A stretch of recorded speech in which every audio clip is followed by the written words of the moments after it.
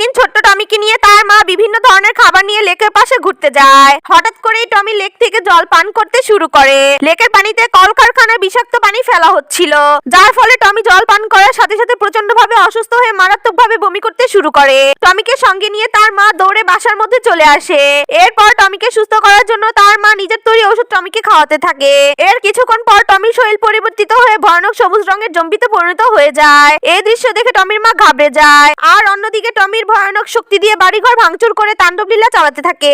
এই অবস্থা দেখে টমির মা চিৎকার করলে টমি তার মাকে ধরে ফেলে। এরপর কেমিক্যালের প্রভাব কমে গেলে টমির মা টমিকে শিকল দিয়ে বেঁধে রাখে। ভয়ানক টমিকে মেরে ফেলার জন্য বাসার মধ্যে পুলিশ ঢুকে টমিকে চারপাশ থেকে পিস্তল তাক করে। টমিকে রক্ষা করার জন্য তার মা পুলিশের হাতে কামড় বসিয়ে দেয়, যার ফলে পুলিশ টমির মাকে লাথি মারে। এই দৃশ্য দেখার সাথে সাথে টমি তার ভয়ানক রূপে ফিরে আসে, আর সেই পুলিশদের ভয়ানক ভাবে পিটিয়ে বাসা থেকে বের করে দেয়। টমি জম্বি হয়েও তার মাকে ভালোবাসে। তোমরা কারা টমির মতো মাকে ভালোবাসো তা লাইক সাবস্ক্রাইব করে কমেন্ট বক্সে জানিয়ে দাও।